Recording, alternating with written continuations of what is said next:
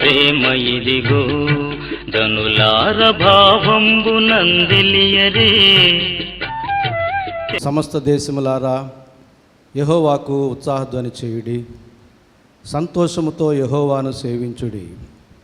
ఉత్సాహగానము చేయుచు ఆయన సంధికి రండి. యెహోవాయే దేవుడని తెలుసుకునుడి. ఆయనే మనల్ని పుట్టించెను, మనము ఆయన వారము, మనము ఆయన ప్రజలము, ఆయన మేపు గొర్రెలము. కృతజ్ఞతార్పణలు చెల్లించుచు ఆయన గుమ్మములలో ప్రవేశించుడి. కీర్తనలు పాడుచు ఆయన ఆవరణములలో ప్రవేశించుడి. ఆయనను స్తుతించుడి, ఆయన నామమును ఘనపరచుడి. యెహోవా దయాళుడు, ఆయన కృప నిత్యముండును, ఆయన సత్యము తరతరములుండును. ప్రార్థన చేసుకుందాం. ప్రేమ స్వరూపైన మా పరిశుద్ధ ప్రభువా, మీ యొక్క ప్రేమను బట్టి, కృపా సత్య సంతత్వాన్ని బట్టి మీకే స్తుతి స్తోత్రాలు చెల్లించుకుంటూ ఉన్నాము. దయగల తండ్రి, మీ యొక్క కరుణగల హృదయము చేత, కనికరము గల మనసు చేత ఈ చివరి దినాల్లో, ఈ భయంకర పరిస్థితుల్లో నీ దీనదాసులమైన మమ్మలను జ్ఞాపకం చేసుకుని క్షేమం ఇచ్చి, ఈ పరిశుద్ధ దినమును సజ్జులుగా లెక్కించి నీ మందిరాన్ని నడిపించి నేను స్తుతించి నిన్ను ఆరాధించే భాగ్యం మాకు అనుగ్రహించినందుకు మీకే స్తుతి స్తోత్రాలు చెల్లించుకుంటూ ఉన్నాము. చేరి వచ్చిన ప్రతి ఒక్కరి పక్షంగా మీకు వందనాలు చెల్లించుకుంటూ ఇంకనూ మీ ఏర్పాట్లో ఉన్న వారి కొరకు ప్రార్థన చేస్తున్నాం. ఆటంకాలను తొలగించండి, మందిరాన్ని నడిపించండి ప్రభువా. అయా, నీ మందిరంలో చేరుకున్న మాలో ప్రతి ఒక్కరిని కూడా మీ స్వాధీనంలో ఉంచుకొనండి. మీ మహిమార్థం, మా మేలు నిమిత్తం ఆరంభం నుంచి ఆఖరి వరకు ప్రతి విషయంలో కూడా సమయోచితమైన సహాయం అందించి క్రమముగా నడిపించి మీరు మాత్రమే ప్రతి విషయంలో మహిమ, ఘనత, ప్రభావాలు పొందుకోమని యేసు నామమున వేడుకుంటున్నాము తండ్రి, ఆమేన్. ఈ సమయంలో ఉత్తర ప్రత్యుర్భాగంగా కీర్తనల గ్రంథంలో నుంచి దావీదు రాసిన 38వ కీర్తనను బాబు రిచర్డ్సన్ గారు ఉత్తర ప్రత్యుర్భాగంగా చదువుతారు. ప్రియమైన సంగమ, 38వ దావీదు కీర్తనను ఉత్తర ప్రత్యుత్తర రీతిగా చదువుకుందాం. యెహోవా, కోపోద్రేకము చేత నన్ను గద్దింపకము, నీ ఉగ్రత చేత నన్ను శిక్షింపకము.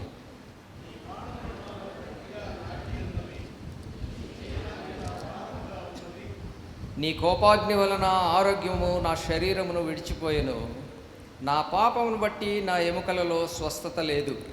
నా దోషములు నా తల మీదుగా పొర్లిపోయినవి, నేను మోయలేని బరువు వలె అవి నా మీద మోపబడి ఉన్నవి.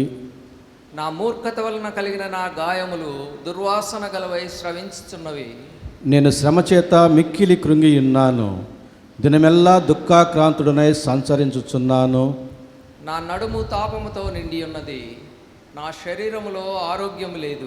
నేను సొమ్మసిల్లి బహుగా నలిగి ఉన్నాను, నా మనోవేదన బట్టి కేకలు వేయుచున్నాను. ప్రభువా, నా అభిలాష అంతయు నీకే కనబడుచున్నది, నా నిట్టూర్పులు నీకు దాచబడి ఉండలేదు. నా గుండె కొట్టుకొనుచున్నది, నా బలము నన్ను విడిచిపోయెను, నా కనుదృష్టియు తప్పిపోయెను. నా స్నేహితులను నా చెలికాండ్రును నా తెగులు చూచి ఎడముగా నిలుచున్నారు, నా బంధువులు దూరముగా నిలుచున్నారు.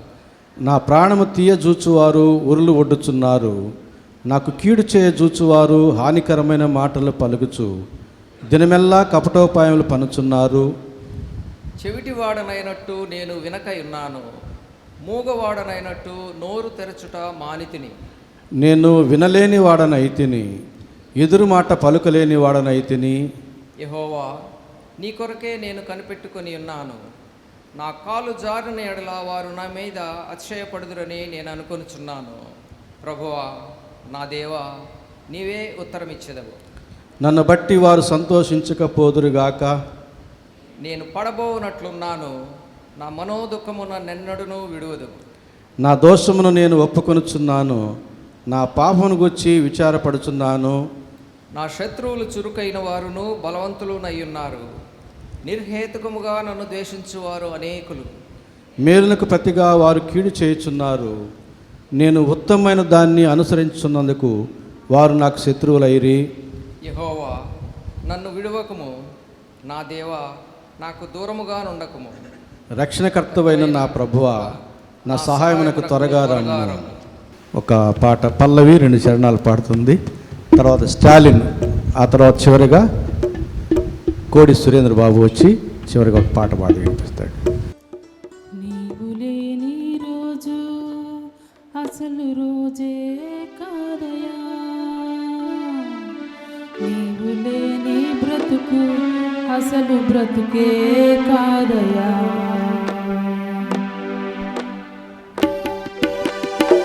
నీవు లేని రోజు అసలు రోజే కాదయా, నీవు లేని బ్రతుకు అసలు బ్రతుకే కాదయా. నీవే లేకపోతే నేనసలే లేనయ్యా, నీవే లేకపోతే నేనసలే లేనయ్యా.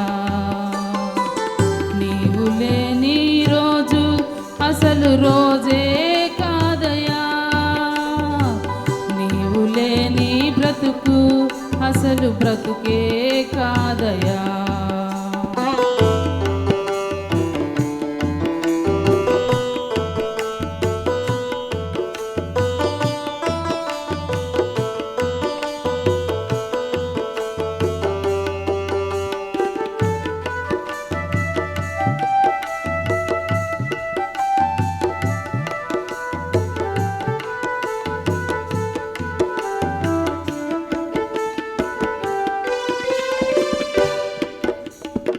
బాధ కలుగు వేళలో నెమ్మది నాకిచ్చావు, నా కన్నీరు తుడచి నా చేయి పట్టావు.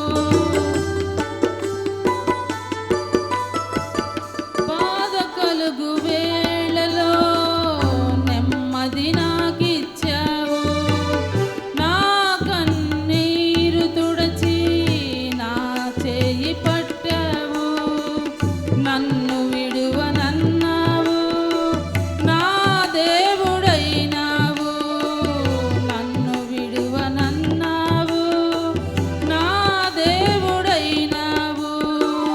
నీవే లేకపోతే నేనసలే లేనయ్యా, నీవే లేకపోతే నేనసలే లేనయ్యా. నీవు లేని రోజు అసలు రోజే కాదయా, నీవు లేని బ్రతుకు అసలు బ్రతుకే కాదయా.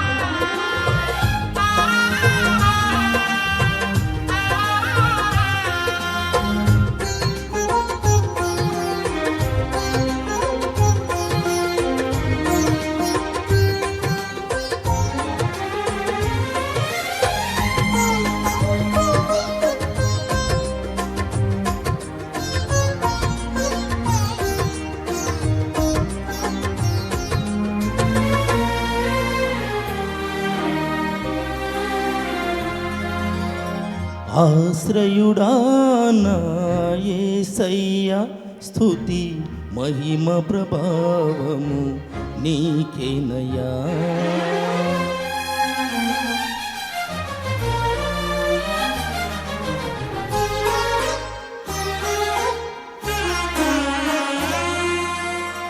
ఆశ్రయుడా నా యేసయ్యా స్తుతి మహిమ ప్రభావము నీకేనయ్యా.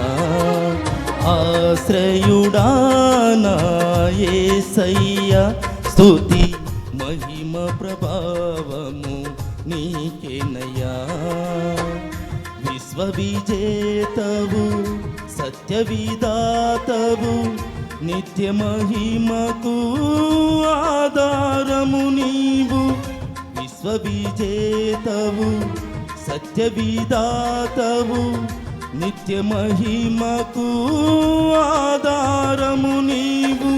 లోక సాగరాన కృంగిన వేళ నిత్యమైన కృపతో వాత్సల్యము చూపి నన్ను చేరదీసిన నిర్మలుడా నీకేనయ్యా ఆరాధనా. నీకేనయ్యా స్తుతి ఆరాధనా. నీకేనయ్యా ఆరాధనా. నీకేనయ్యా స్తుతి ఆరాధనా. ఆశ్రయుడా నా యేసయ్యా స్తుతి మహిమ ప్రభావము నీకేనయ్యా.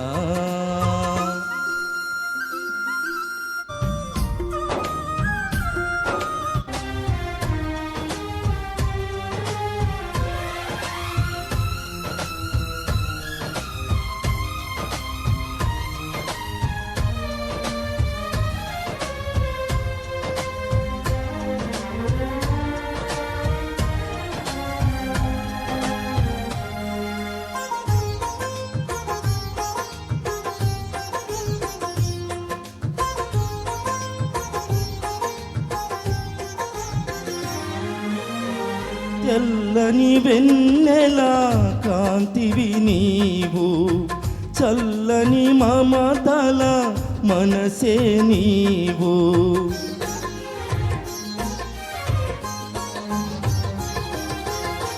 తెల్లని వెన్నెల కాంతివి నీవు, చల్లని మమతల మనసే నీవు. కరుణను చూపి కలుషము బాపి నన్ను ప్రేమించిన ప్రేమవు నీవు. కరుణను చూపి కలుషము బాపి నన్ను ప్రేమించిన ప్రేమవు నీవు. జనులకు దైవం జగతికి దీపం నీవు కాక ఎవరున్నారు. నీవే నీవే ఈ సృష్టిలో కొనియాడబడుచున్న మహారాజువు. నీవే నీవే ఈ సృష్టిలో కొనియాడబడుచున్న మహారాజువు. ఆశ్రయుడా నా యేసయ్యా స్తుతి మహిమ ప్రభావము నీకేనయ్యా.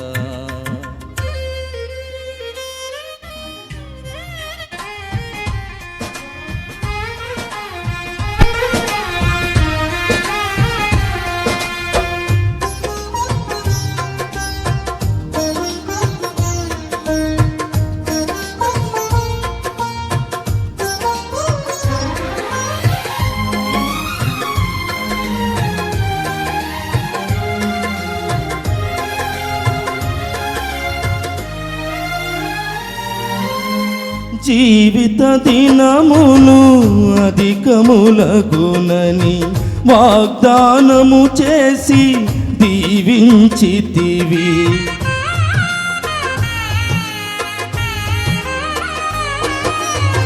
జీవిత దినములు అధికములగునని వాగ్దానము చేసి దీవించితివి. ఆపత్కాలమున అండగా నిలచి ఆశల జాడలు చూపించితివి. ఆపత్కాలమున అండగా నిలచి ఆశల జాడలు చూపించితివి. శ్రీమంతుడవై సిరికే రాజువై వెతలను బాపి నా స్థితి మార్చితివి. అనురాగమే నీ ఐశ్వర్యమా, సాత్వికమే నీ సౌందర్యమా. అనురాగమే నీ ఐశ్వర్యమా, సాత్వికమే నీ సౌందర్యమా. ఆశ్రయుడా నా యేసయ్యా, స్తుతి మహిమ ప్రభావము నీకేనయ్యా.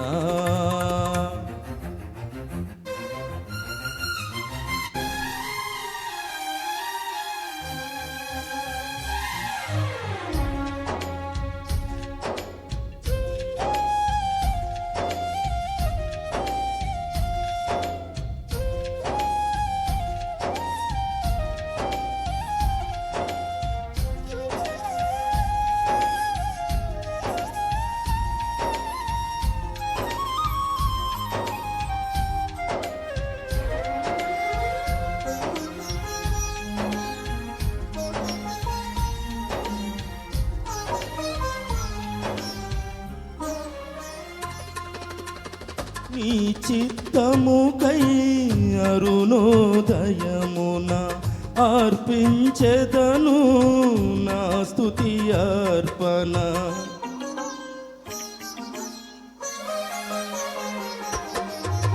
నీ చిత్తముకై అరుణోదయమున అర్పించెదను నా స్తుతి అర్పణ. పరిశుద్ధులలో నీ స్వాస్యము యొక్క మహిమైశ్వర్యము నే పొందుటకు. పరిశుద్ధులలో నీ స్వాస్యము యొక్క మహిమైశ్వర్యము నే పొందుటకు. ప్రతి విషయములో స్తుతి చెల్లించుచు పరిశుద్ధాత్మలో ప్రార్థించెదను. పరిశుద్ధుడా పరిపూర్ణుడా, నీ చిత్తమే నాలో నెరవేర్చుమా. పరిశుద్ధుడా పరిపూర్ణుడా, నీ చిత్తమే నాలో నెరవేర్చుమా. ఆశ్రయుడా నా యేసయ్యా, స్తుతి మహిమ ప్రభావము నీకేనయ్యా. ఆశ్రయుడా నా యేసయ్యా, స్తుతి మహిమ ప్రభావము నీకేనయ్యా. విశ్వవిజేతవు సత్య విధాతవు, నిత్య మహిమకు ఆధారము నీవు. విశ్వవిజేతవు సత్య విధాతవు, నిత్య మహిమకు ఆధారము నీవు. లోక సాగరాన కృంగిన వేళ నిత్యమైన కృపతో వాత్సల్యము చూపి నన్ను చేరదీసిన నిర్మలుడా, నీకేనయ్యా ఆరాధనా, నీకేనయ్యా స్తుతి ఆరాధనా. నీకేనయ్యా ఆరాధనా, నీకేనయ్యా స్తుతి ఆరాధనా. ఆశ్రయుడా నా యేసయ్యా, స్తుతి మహిమ ప్రభావము నీకేనయ్యా. ఆశ్రయుడా నా యేసయ్యా, స్తుతి మహిమ ఘనతని నీకేనయ్యా. Praise the Lord.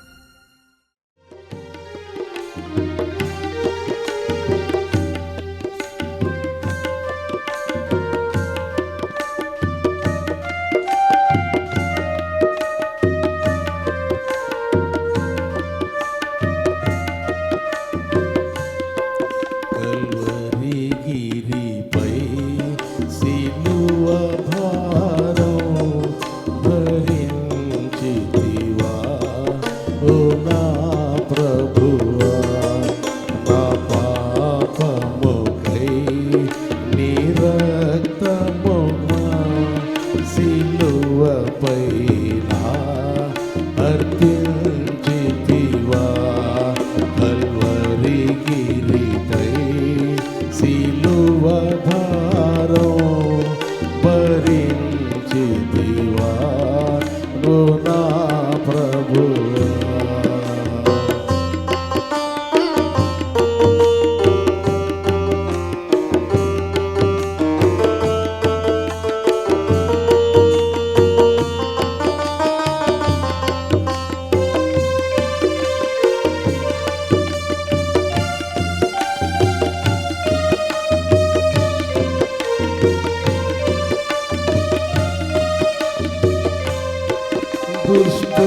దుష్టుండానై బల్యము భూని రుచితి తండ్రి ప్రక్కలోనా.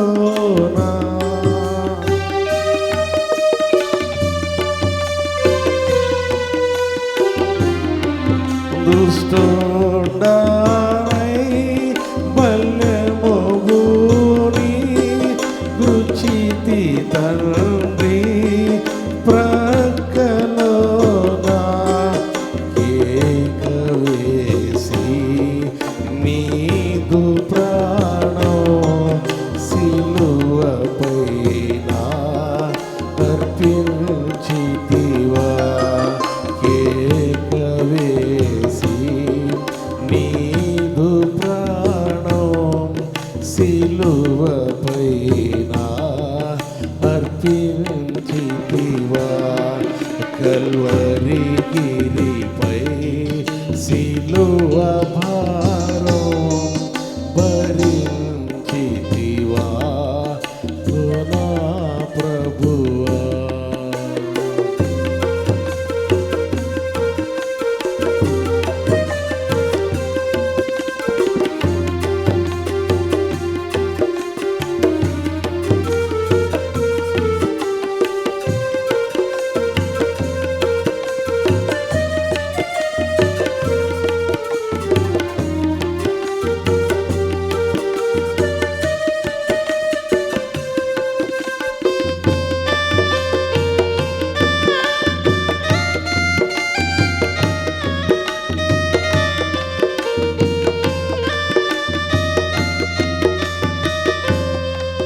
మూడు దినము సమాధిలో ముదము తోడా నిద్రించితివా.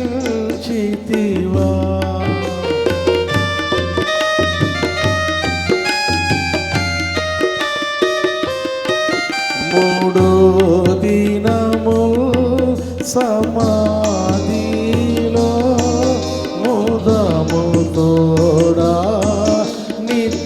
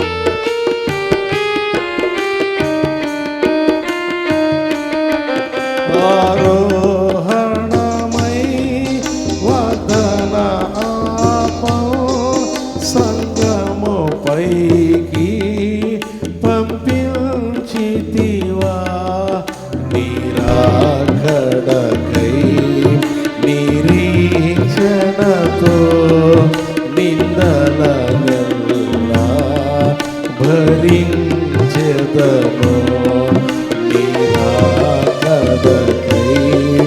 నిరీక్షణతో నిందలనెల్లా భరించెదను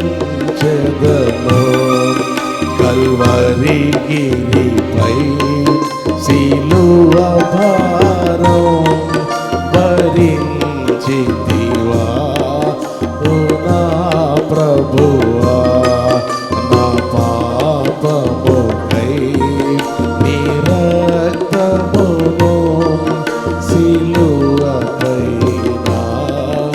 అర్పించితివా. మన ధ్యాన నిమిత్తం ఏర్పాటు చేయబడినటువంటి లేఖన భాగములను ప్రసన్న గారు చదువుతుండగా దయచేసి సంఘం నిలుచుండాలని మనం చేస్తున్నాను.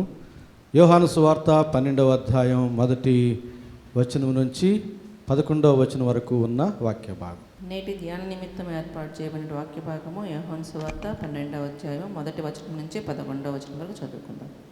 కాబట్టి యేసు తాను మృతుల నుండి లేపిన లాజరు ఉన్న బేతనియాకు పస్కా పండుగకు 6 దినముల ముందుగా వచ్చెను. అక్కడ వారు ఆయనకు విందు చేసిరి. మార్త ఉపచారము చేసెను. లాజరు ఆయనతో కూడా భోజనముకు కూర్చున్న వారిలో ఒకడు.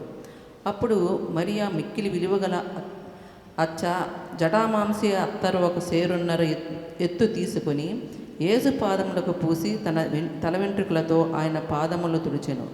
ఇల్లు ఆ అత్తరు వాసనతో నిండెను. ఆయన శిష్యుల్లో ఒకడు అనగా ఆయనను అప్పగింపనై ఉన్న ఇస్కరియోతు యూదా, ఈ అత్తరెందుకు 300 దేనారములకు అమ్మి పేదలకు ఇయ్యలేదనెను. వాడు ఇలాగూ చెప్పినది పేదల మీద శ్రద్ధ కలిగి కాదు కానీ వాడు దొంగయ్యి ఉండి తన దగ్గర డబ్బు సంచి ఉంచినందున అందులో వేయబడినది దొంగిలించుచూ వచ్చాను కనుక అలాగూ చెప్పాను. కాబట్టి యేసు నన్ను పాతిపెట్టు దినమునకు ఆమెను దీని నుంచుకొననీయుడి. పేదలు ఎల్లప్పుడూ మీతో కూడా ఉందురు కానీ నేనెల్లప్పుడూ మీతో ఉండనని చెప్పాను. కాబట్టి యూదులలో సామాన్య జనులు ఆయన అక్కడ ఉన్నాడని తెలుసుకుని యేసును చూచుటకు మాత్రమే కాక మృతుల నుండి ఆయన లేపిన లాజరును కూడా చూడవచ్చిరి. అతనిని బట్టి యూదులలో అనేకులు తమ వారిని విడిచి యేసునందు విశ్వాసముంచిరి కనుక ప్రధాన యాజకులు లాజరును కూడా చంప ఆలోచన చేసిరి. ఈ వాక్య భాగము దేవుడు మనకి ఎందుకు దీవించునుగా. వాక్యమును యాకోబుకు తెలియజేసిన వాడని ఏ జనముకిలాగునా చేసియోలా దేవునికి స్తోత్రము గానము చేయుటయే మంచిది మనమందర స్తుతి గానము చేయుటయే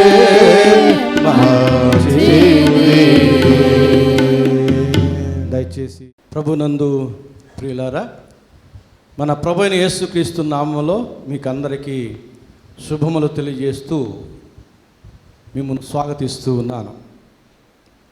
మన ధ్యాన నిమిత్తం చదువుబడినటువంటి వాక్య భాగం పరిశుద్ధుడైన యోహాను రాసిన సువార్త 12వ అధ్యాయం 1వ వచనం నుంచి 11వ వచనం వరకున్న వాక్య భాగం. ఈ వాక్య భాగంలో నుంచి మనం ధ్యానం చేయబోయే అంశం ఏమిటంటే లాజరును చూచి క్రీస్తును నమ్మిన ప్రజలు అనే అంశాన్ని మనం ధ్యానం చేయబోతూ ఉన్నాం. లాజరును అంటే చనిపోయిన లాజరుని యేసుక్రీస్తు బ్రతికించిన తర్వాత ఆ లాజరును చూచి క్రీస్తుని నమ్మినటువంటి వారు అనేక మంది ఉన్నారు మనం చదువుకున్న వాక్య భాగంలో. కనుక మనం ధ్యానం చేయబోయే అంశం లాజరుని చూచి క్రీస్తుని నమ్మిన ప్రజలు అనే అంశాన్ని మనం ధ్యానం చేస్తుంటా మనల్ని చూచి క్రీస్తుని నమ్మే రీతిగా మన జీవితాలు సరిచేసుకోబద్దులమై ఉన్నామని ప్రభు ప్రేమలో మీకు మనం చేస్తున్నాను. అట్టి అంశాన్ని మనం క్రమముగా ధ్యానం చేస్తూ ఉండగా దయచేసి మీరు జాగ్రత్తగా ఆలకించాలని మనం చేస్తున్నాను. మొదటిగా మనం ఒక క్లిష్టమైన అంశాన్ని ధ్యానం చేయబోతున్నాం. మొదటి పాయింట్ అన్నమాట. అది ఏమిటంటే మొదటి 8 వచనాల్లో బేతనియలో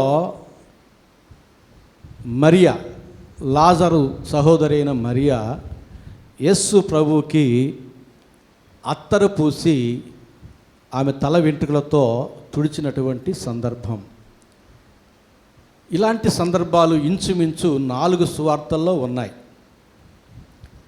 మత్తయి సువార్తలో ఉంది, మార్కు సువార్తలో ఉంది, లూకా సువార్తలో ఉంది, యోహాను సువార్తలో కూడా ఉంది.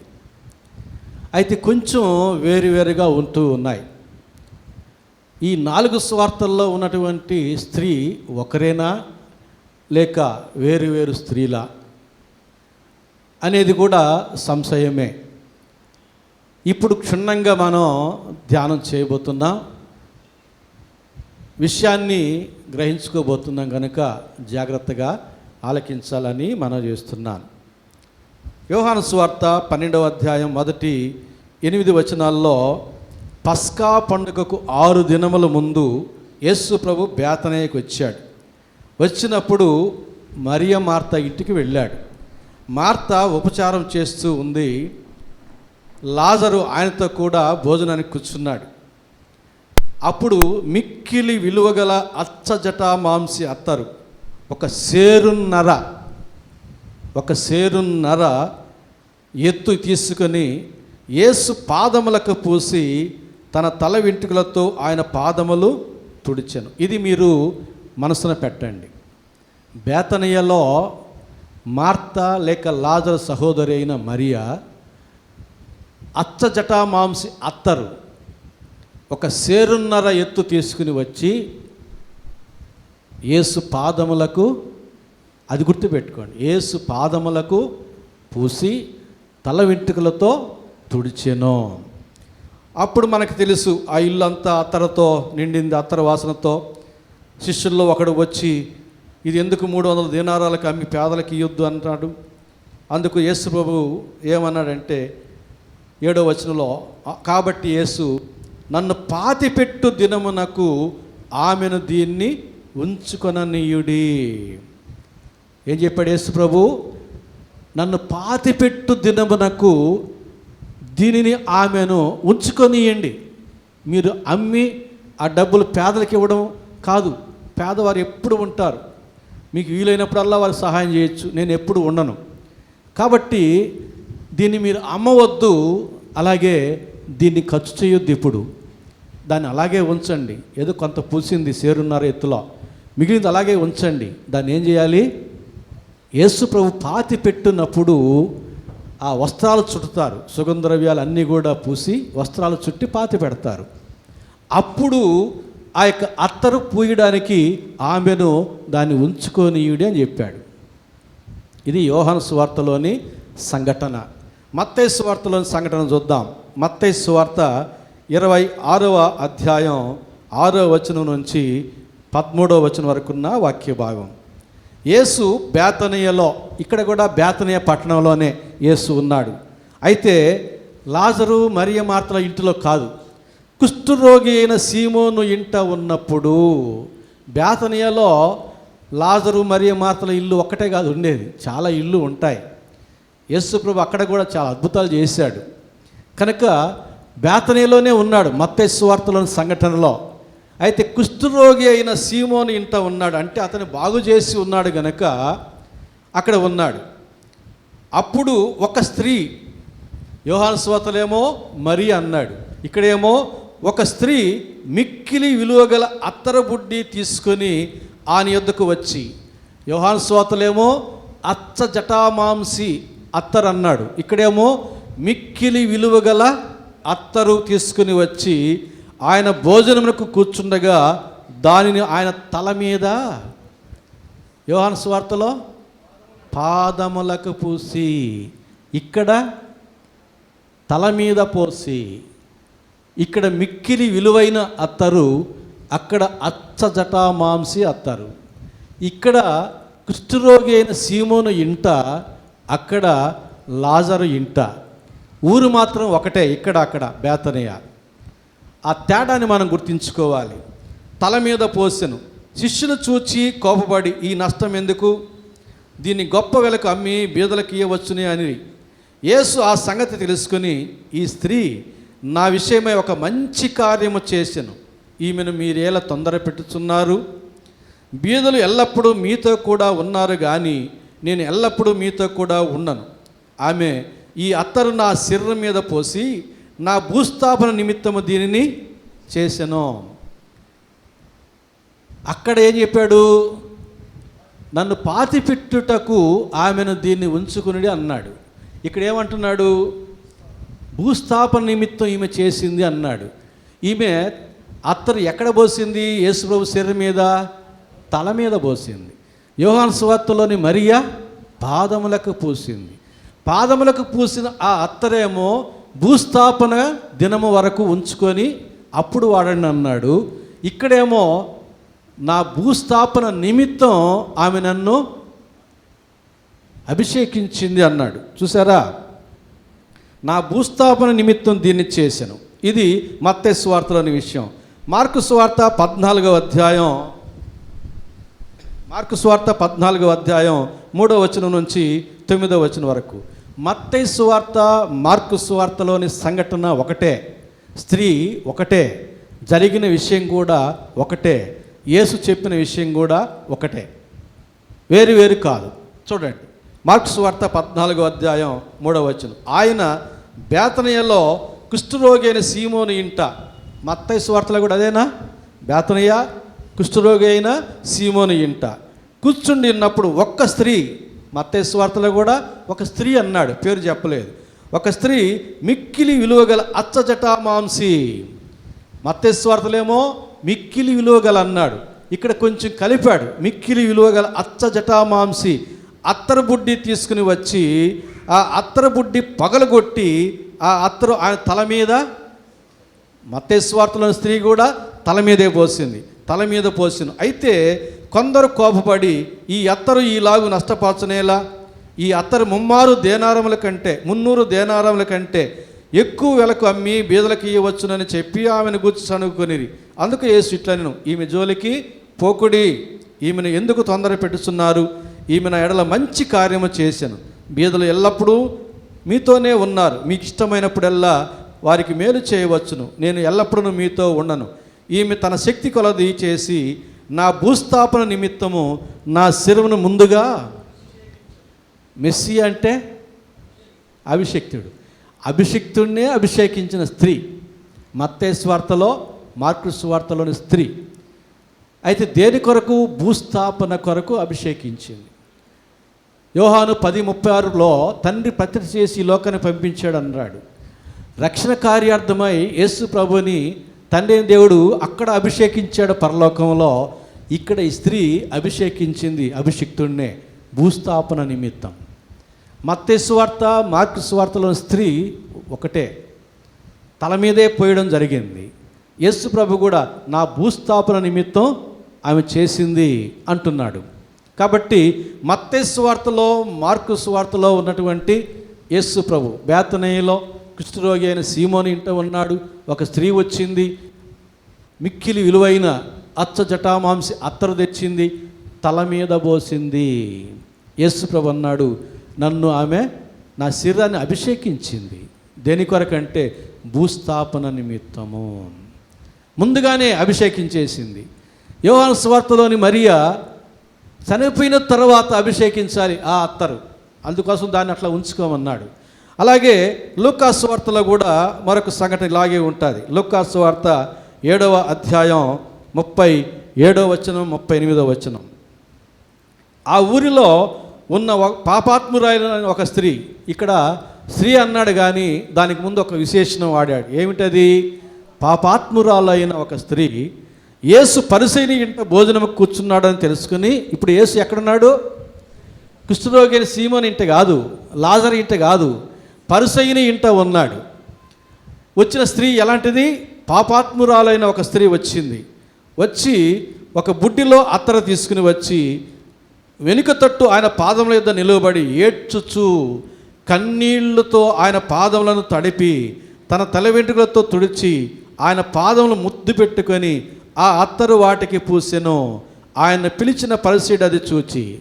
ఇక్కడ ఈ స్త్రీ కూడా పాదములకే పూసింది. అయితే యేసు ప్రభు ఏమంటాడంటే 48వ వచనంలో, నీ పాపములు క్షమింపబడి ఉన్నవి అని ఆమెతో చెప్పాను. ఇంకేం చెప్పలే. నా భూస్థాపన నిమిత్తం ఈమె నన్ను అభిషేకించిందని చెప్పలే. నా భూస్థాపన నిమిత్తం ఆమె దీన్ని ఉంచుకొని ఇడి అని చెప్పలే. పాపాత్మురాలైన స్త్రీ వచ్చింది పరిసయ్యుని ఇంటికి. యేసు పాదములకు కన్నీటితో తడిపింది, తల వెంట్రుకలతో తుడిచింది, అత్తరు కూడా పూసింది. అప్పుడు యేసు ప్రభు ఏమన్నాడంటే, నీ పాపములు క్షమించబడి ఉన్నవి. ఈ తేడాన్ని మనం గుర్తించాలి. మత్తయి సువార్త, మార్కు సువార్తలో ఉన్న స్త్రీ ఒకటే. కుష్ఠరోగి అయిన సీమోను ఇంట ఉన్నటువంటి ఆ స్త్రీ ఒకటే. అయితే అత్తరు ఆమె తల మీద పోసింది, ప్రభు యొక్క శరీరాన్ని భూస్థాపన నిమిత్తం అభిషేకించింది. మత్తయి సువార్త, మార్కు సువార్తలోని స్త్రీ. లూకా సువార్తలోని స్త్రీ పాపాత్మురాలైన స్త్రీ వచ్చింది, యేసు పాదములకు అత్తర పూసింది.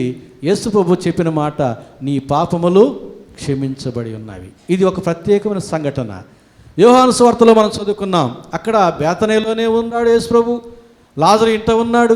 మరియా అనే పేరు మనకు కనబడుతుంది, స్త్రీ పేరు. ఆమె వచ్చి యేసు పాదములకు అత్తర పూసింది.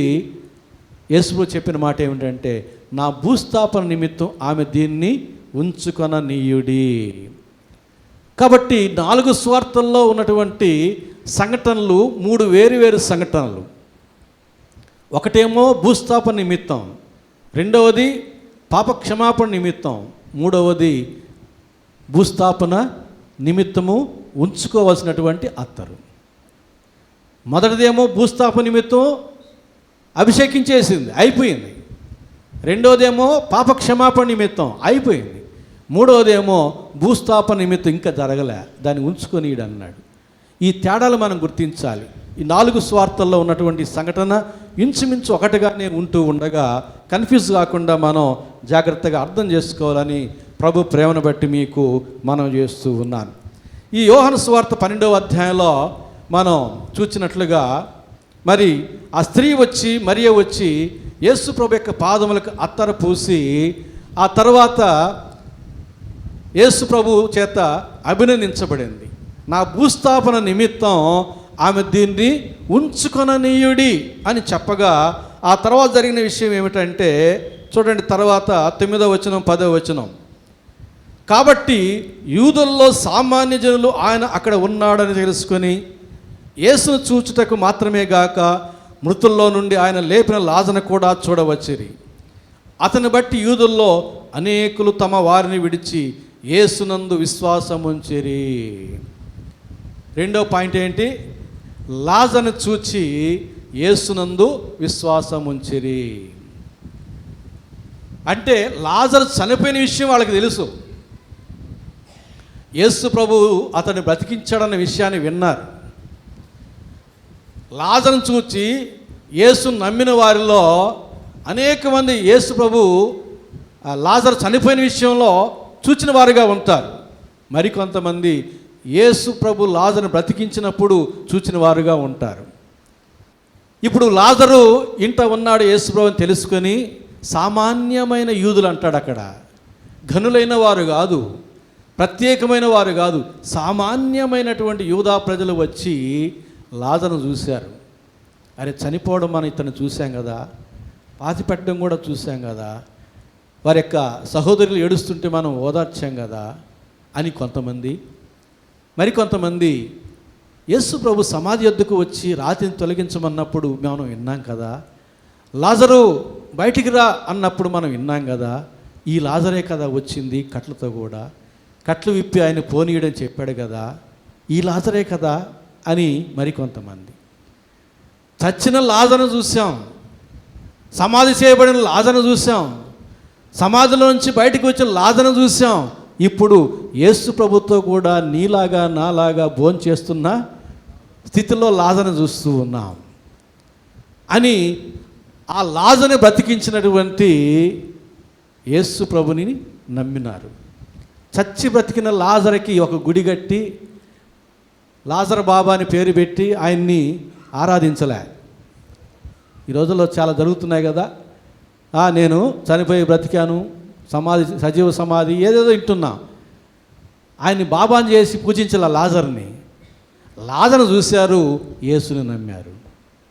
నమ్మవలసినటువంటి యేసుని నమ్మినారు. అది మనం నేర్చుకోవాల్సింది. మరొక విషయం ఏమిటంటే, లాజరు బలహీనతను ఎరిగిన వారు లాజరు ఇప్పుడు బలముగా సజీవుడిగా ఉన్నటువంటి పరిస్థితిని చూచి యేసుని నమ్మినారు.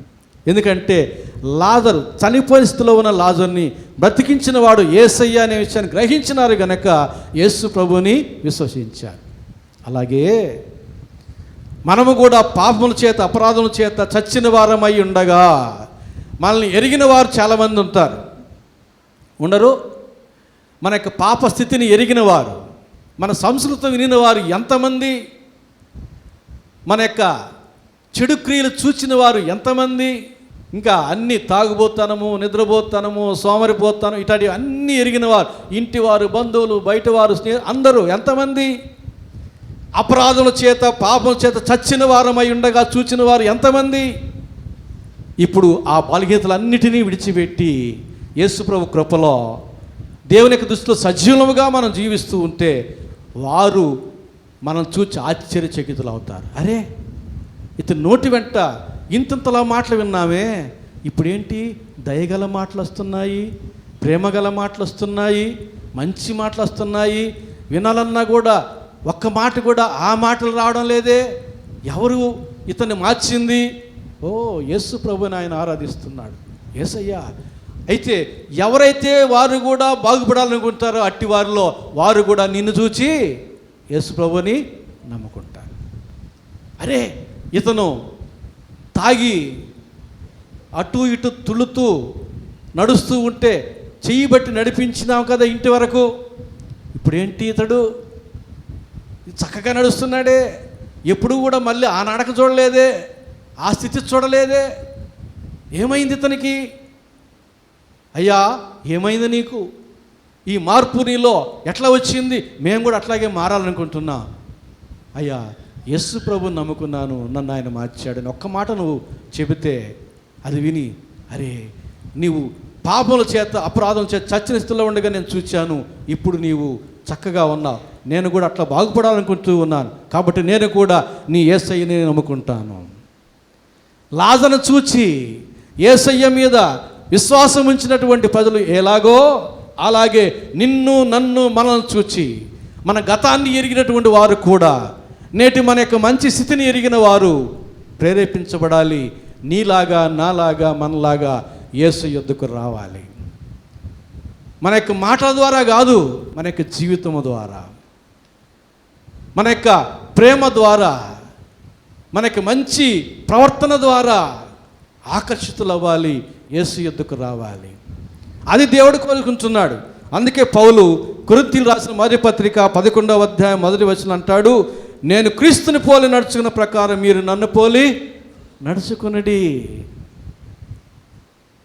క్రీస్తుని పోలి నేను నడుచుకున్నాను. ఇప్పుడు క్రీస్తు లేడు మీ మధ్య, ఆయన చూచి నడుచుకోవాలంటే నేను ఆయన చూచి నడుచుకున్నాను కాబట్టి మీరు ఇప్పుడు నన్ను చూచి నడుచుకోండి. అంటే తన జీవితాన్నే పౌలు వారి ముందు పణంగా పెడుతున్నాడు. అంటే ఎంత యథార్థంగా, ఎంత మంచిగా ప్రవర్తిస్తున్నాడో చూడండి. నేను చెప్పినట్లు మీరు చేయుడి అని చెప్పడంలే, నేను చేసినట్లు మీరు చెయ్యండి, నేను ప్రవర్తించినట్లు మీరు ప్రవర్తించండి. నా ప్రవర్తనే, నా జీవితమే మీకు ఒక మాదిరిగా ఉంది. మీరు నాలో ఏమి చూచారో, ఏమి విన్నారో అదే మీరు అనుసరించండి అంటున్నాడు పౌలు భక్తుడు. ఎంత గొప్ప మాట! మనం ఆ మాట చెప్పే పరిస్థితిలో ఉండాలి. ఫిలిప్పీయులకు రాసిన పత్రిక 3వ అధ్యాయం 17వ వచనం అంటున్నాడు పౌలు భక్తుడు మరలా, సహోదరులారా, మీరు నన్ను పోలి నడుచుకునుడి, మేము మీకు మాదిరి అయిన ప్రకారము నడుచుకుని వారిని గురిపెట్టి చూడుడి. ఎవరిని గురిపెట్టి చూడాలి? క్రీస్తుని పోలి ఎవరైతే నడుచుకున్నారో, ఎవరైతే ప్రవర్తిస్తున్నారో వారిని గురిపెట్టి చూడాలి. వారిలాగా మనము కూడా జీవించాలి. యేసు లాంటి ప్రవర్తన,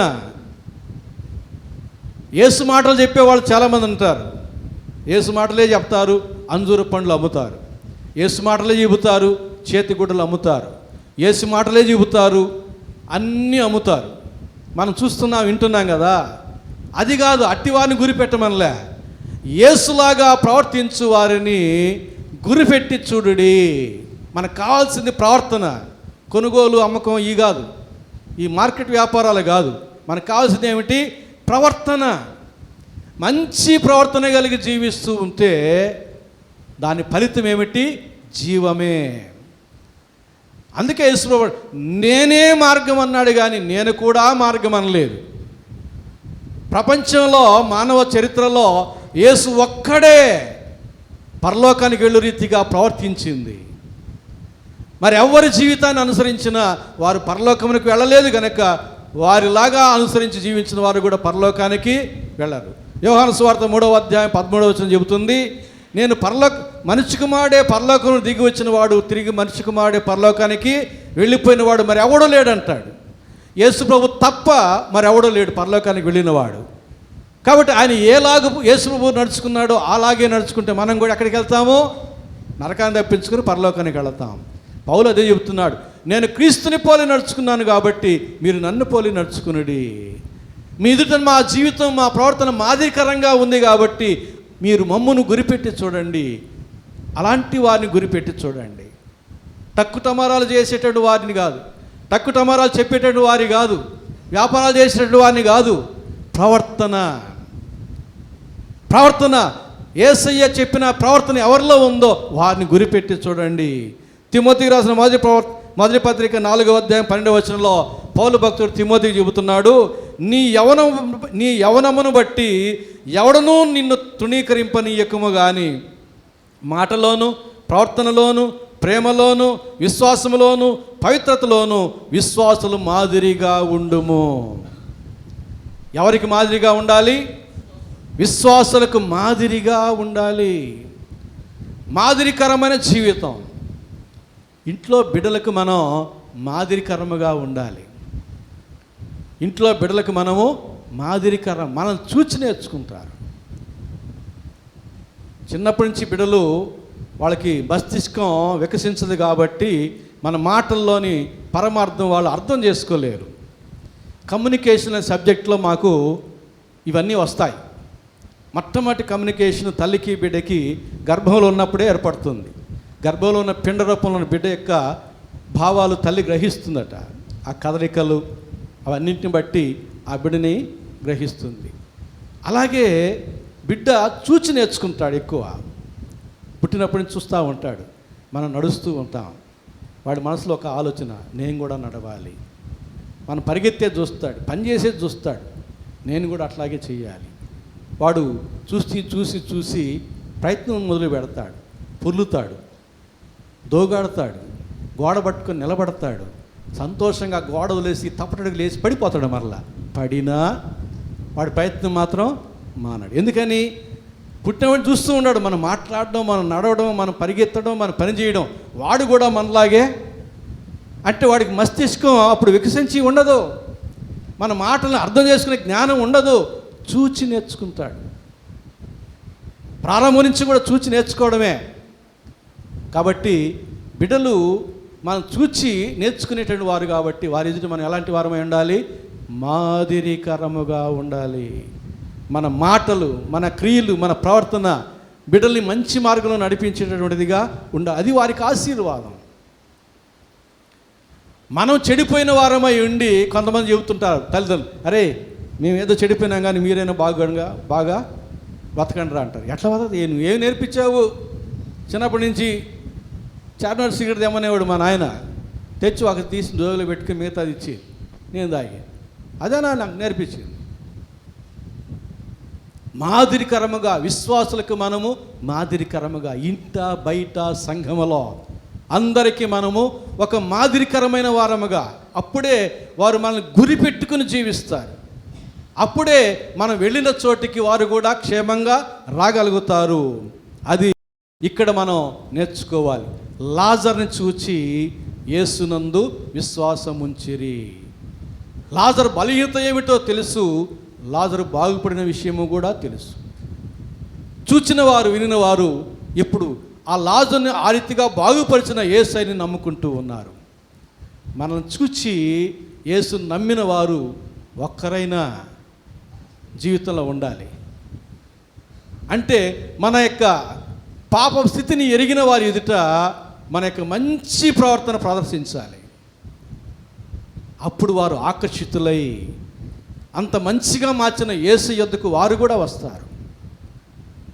అప్పుడు యేసు ప్రభు అట్టివారిని అక్కున చేర్చుకుంటాడు. ఎవరిని చూచైతే యేసు ప్రభు యొద్దకు వచ్చారో వారిని బహుగా దేవుడు దీవిస్తాడు. అందుకే అంటాడు, భూలోకంలో మీరు తప్ప నాకెవరున్నారు, మీరే నాకు శిష్యులు, మీరే నాకు సాక్షులు అంటాడు. అట్టి మనం ఇష్టానుసారంగా జీవించడం కాదు, విశ్వాసులకు మాదిరికరముగా జీవించాలి. వారు మనల్ని గురిపెట్టి జీవించే రీతిగా ఉండాలి. అందుకే యేసుప్రభువు అన్నాడు, మీరు లోకమునకు వెలుగై ఉన్నారు, లోకమునకు మీరు ఉప్పు వంటి వారై ఉన్నారు, తప్పుటోళ్ళై ఉన్నారని చెప్పలే. లోకమునకు మీరు ఉప్పు వంటి వారై ఉన్నారు, వెలుగు వంటి వారై ఉన్నారు. దీపము వెలిగించి కొంచెము క్రింద పెట్టరు కానీ దీపస్తంభము మీద పెట్టి అందరూ ఆ వెలుగులో ఆనందించడానికి దీపస్తంభం మీద పెడతారు. కనుక మీ సత్ప్రవర్తన అనే వెలుగును ఇతరుల ఎదుట ప్రకాశింపజేయడం అంటాడు. మన యొక్క మంచి ప్రవర్తన అది చీకటిలో ఉన్న ప్రజలకి ఒక వెలుగు వంటిది. అది మనకు ఆశీర్వాదకరం, దేవునికి మహిమకరమైన విషయం. తర్వాత 3వ పాయింట్ ఏంటంటే యోహాను సువార్త 12వ అధ్యాయం 10వ వచనం తర్వాత 11వ వచనం చదువుతున్నాను. కనుక ప్రధాన యాజకులు లాజరును కూడా చంప ఆలోచన చేసిరి. ఎవరిని కూడా? లాజరును కూడా అంటే యేసుప్రభువుని చంపాలనుకున్నారు. తర్వాత ఆయన బ్రతికించిన లాజరును కూడా చంపాలనుకున్నారు. ఎందుకంటే యేసుప్రభువుని చంపేసిన ఈ లాజరు లాంటి వాళ్ళు ఉంటే కుదరదు. లాజరు లాంటి వాళ్ళని చూసి అనేక మంది నమ్ముతారు. అందుకే లాజరును కూడా చంపాలనుకున్నారు. అసూయతో నిండుకున్నటువంటి ప్రధాన యాజకులు. ఎవని అసూయ వానిని చంపునని వాక్యం సెలవిస్తూ ఉంది. ఎవని అసూయ వానిని చంపును అంటే మనలోని అసూయను మనము విడిచిపెట్టాలి. మనం చావకుండా బ్రతకాలంటే, చంపబడకుండా మనం బ్రతకాలంటే మనలో అసూయ అనేది ఉండకూడదు. మనలో అసూయ ఉండకూడదు. పరీక్షలు రాస్తూ ఉన్నారు బిడ్డలు, రిజల్ట్స్ వస్తాయి. పక్కింటి వాళ్ళకి ఏ గ్రేడు, మనకు బి గ్రేడ్ అనుకోండి, ఏంది పరిస్థితి? మనకి ఏ గ్రేడు, పక్కింటి వాళ్ళకి సి గ్రేడ్ అనుకోండి, పరిస్థితి ఏమిటి? అసూయ ఉండరాదు. ఇతరుల యొక్క ఔన్నత్యాన్ని కూడా మనం ప్రేమించే వారముగా ఉండాలి. అరే, నాకు ఏ గ్రేడ్ రాకుండా ఎదురింటి అమ్మాయికి ఏ గ్రేడ్ వచ్చి నాకు బి గ్రేడ్ వచ్చి ఉంటే బాగుండేదే, అమ్మాయి ఇప్పుడు బాధపడుతుంది అన్నటువంటి ఆలోచన మనకు ఉండాలి. మనల్ని మనం తగ్గించుకోవాలి, ఇతరులు మనం హెచ్చించాలి. అప్పుడు దేవుని చేత మనము హెచ్చించబడతాం. మనలోని అసూయ మనల్ని చంపేటట్టు పరిస్థితి. మనలోని అసూయ చేత మనం చంపబడకూడదు. మనలోని అసూయని మనం చంపాలి. అసూయని విడిచిపెట్టేసేయాలి. అందరి మేలు కోరుకోవాలి. అందరి బాగోగులు మనము ఆశించాలి. అది మనకు ఆశీర్వాదం. అదే మనకు మేలు కలుగు చేస్తుంది. అట్టివారిని దేవుడు జ్ఞాపకం చేసుకుని దీవిస్తాడు. ఈ ప్రధాన యాజకులు అసూయ చేత నిండుకుని వారు కనుక యేసుతో పాటుగా లాజరును కూడా చంపాలనుకున్నారు. వారు చేసిన పాపం ఏమిటి? వాళ్ళు చేసిన మరణానికి సంబంధించిన పాపం ఏమైనా ఉందా? ఏమీ లేదు. సత్యాన్ని బోధించాడు యేసు ప్రభువు. అనేక మంది రోగుల్ని స్వస్థపరిచాడు, కుష్ఠరోగులను ముట్టి స్వస్థపరిచాడు, చనిపోయిన వారిని బ్రతికించాడు, ధర్మశాస్త్రం సత్యాన్ని బోధించాడు, వారి ఎదుట పరిశుద్ధునిగా జీవించాడు. ఎందుకు చంపాలనుకుంటున్నావు? యేసు ప్రభు అనేక మందిని ఆయన యొక్క సద్బోధల చేత, సత్ప్రవర్తన చేత, సత్క్రియల చేత అనేక మందిని ఆకర్షించాడు. ప్రజలందరూ అటువైపు వెళుతున్నారు. వెళ్ళిపోయిన వారందరూ కూడా వీడిని విడిచిన వారే. అది వరకు ప్రధాన యాజకుల యొద్దకు వచ్చిన వాళ్ళే, ఇప్పుడు రావడంలే, యేసుప్రభు యొద్దకు వెళ్తున్నారు. వీళ్ళకి ఆదాయం తగ్గింది, వీళ్ళకి గౌరవం తగ్గింది, ప్రజల్లో వారు పాల్చబడిపోయారు, అసూయతో నింపుకు. ఇదంతటి కారణం యేసుప్రభు అనుకున్నారు. యేసుప్రభు మీద పగబట్టారు, అసూయతో నిండుకున్నారు. కనుక యేసుప్రభుని అకారణముగా చంపాలని అనుకున్నారు. అంతేకాదు, యేసుతో పాటుగా లాజర్ను కూడా. యేసుప్రభు బ్రతికిస్తే బ్రతకడం నేరమా? యేసుప్రభు మేలు చేస్తే మేలు పొందుకోవడం నేరమా?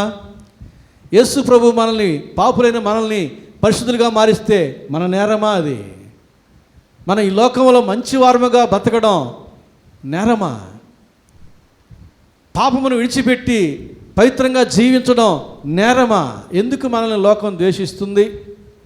మత్తయి సువార్త 5వ అధ్యాయం 10వ వచనం 11వ వచనం. మత్తయి సువార్త ముందుగానే చెప్పాడు యేసుప్రభు, నీతి నిమిత్తము హింసింపబడువారు ధన్యులు, పరలోక రాజ్యము వారిది. నా నిమిత్తము జనులు మిమ్మల్ని నిందించి హింసించి మీ మీద అబద్ధముగా చెడ్డ మాటలల్లా పలుకున్నప్పుడు మీరు ధన్యులు, సంతోషించి ఆనందించుడి, పరలోకమందు మీ ఫలము అధికమగును. ఈలాగున వారు మీకు పూర్వమందు ఉండిన ప్రవక్తలను కూడా హింసించిరి. ఏం చేయమంటున్నాడు? మన మీద అబద్ధపు మాటలు, చెడ్డ మాటలు పలికినప్పుడు మనల్ని ఏం చేయమంటున్నాడు? మనకు వీలు పడదు. ఎవరైనా మనల్ని ఒకటిగానంటే వాళ్ళు మనం ఎన్ని అంటాము? ఒకటంటే 100 అనకపోతే ఒట్టు. మన దగ్గర పెద్ద పెద్ద డిక్షనరీ ఉంటుంది, వాళ్ళ దగ్గర చిన్న డిక్షనరీయే. కానీ దేవుడు ఏం చెప్పాడు? మిమ్మల్ని హింసించి నిందించి అబద్ధపు మాటలు చెడ్డ మాటలు పలికినప్పుడు మీరు ధన్యులో, మీరు ఓర్చుకోండి, సహించండి, వారిని ప్రేమించండి, మీ ఫలము పరలోకమందు అధికమవుతుంది. ఎందుకంటే లోకంలో నుంచి మనం వేరైపోయాం, పాపమును మనం విడిచిపెట్టాం. వారు పాపములో ఉన్నారు, మనం పాపమును విడిచిపెట్టాం కాబట్టి వారు మనం ద్వేషిస్తారు. మనం లెప్రసీ వారికి ఆమంచల దగ్గర సేవాజ్యోతి కాలనీలో మనం ఇప్పుడు సేవ చేస్తూ ఉన్నాం. ఆ రోజుల్లో చాలా చేసాం మనం వాళ్ళకి. ఆ స్ట్రీట్ లైట్లన్నీ వేసేటటువంటి పని కూడా మనం ప్రారంభించినప్పుడు మన చర్చ్ యూత్ అంతా వచ్చారు.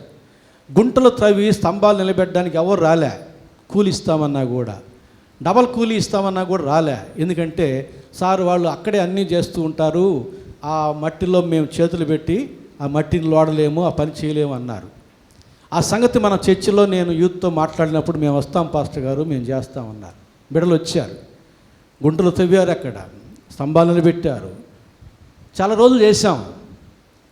ఆ క్రమంలో వారి యొక్క మాటలు విని కొంతమంది మన యూత్ బిడ్డలు అన్నారు నాతో, పాస్టర్ గారు వీళ్ళకి ఈ పని చేయడం వేస్ట్ పాస్టర్ గారు అన్నారు. ఏమయ్యా అంటే వాళ్ళు ఇట్లా మాట్లాడుతున్నారు, అట్లా మాట్లాడుతున్నారు అన్నారు. నేను ఒక మాట చెప్పాను, అయ్యా వారికి ఉన్న జబ్బు శాపగ్రస్తమైన జబ్బు. అంటే వారు శాపగ్రస్తులు అట్లాగే మాట్లాడతారు, అట్లాగే వ్యవహరిస్తారు. మనము దేవుని బిడ్డలం, ఓర్చుకొని సహించి ఆ పని పూర్తి చేద్దామని చెప్పాను. పూర్తి చేశాం. చక్కగా స్ట్రీట్ లైట్లో వాళ్ళు చక్కగా ఆ రాళ్ళు తట్టుకుని పడకుండా నడిచారు, క్షేమాన్ని అనుభవించారు. దేవుడు ఆ బిడ్డలను దీవించును గాక. ఎందుకు చెబుతున్నానంటే మనం ఓర్చుకోవాలి. ఒక మంచి పని చేయాలంటే సహనం కలిగి జీవించాలి. మనం ఓర్పు తన క్రియను కొనసాగింపనీయుడి. ఏమవుతుంది? కొంచెం సహిస్తే, కొంచెం ఓర్చుకుంటే ఏమవుతుంది? కొంతమంది ఇదిగో నాకు బీపీ ఉంది, జాగ్రత్త నాతో. ఈ బీపీ ఒక సొడ్డు, అది బీపీ చేసే పని కాదు. బీపీ చేసే పని ఏం చేసే పని, కానీ నేరం మాత్రం బీపీ మీద. కాబట్టి దేవుడు అంటున్నాడు, మీ ఫలము పరలోకంలో అధికమవుతుంది, మీరు సంతోషించి ఆనందించుడి. యోహాను సువార్త 21వ అధ్యాయం చివరికి ఒక వచనం చదువుకొని ముగించుకుందాం. యోహాను సువార్త 21వ అధ్యాయం 19వ వచనంలో పేతురు ఎట్టి మరణము వలన దేవుని మహిమపరచునో అది సూచించి చెప్పాడు. మనం సత్యం కోసం లేక మేలు చేసి శ్రమపడుట ఆశీర్వాదం కదా అంటాడు. మనకు మేలు చేశాం, నిందించబడుతున్నాం, సంతోషించి ఆనందించుదాం. మనం మంచి చేశాం, హింసను ఎదుర్కొన్నాం, సంతోషించి ఆనందించుదాం. స్వార్థ చెప్పాం, దూషించబడ్డాం, సంతోషించి ఆనందించుదాం. దేవునికి మహిమ, మనకు మేలు దొరుకుతుంది. కాబట్టి ప్రభునందు ప్రియులారా, మనం ఈ సమయంలో నేర్చుకోవాల్సినటువంటి విషయం, లాజరును చూచి యేసును నమ్మినటువంటి ప్రజలు అనే అంశాన్ని మనం ధ్యానం చేశాం. నిన్ను నన్ను చూచి యేసయ్యని నమ్మేటట్టుగా ఉండాలి మన ప్రవర్తన.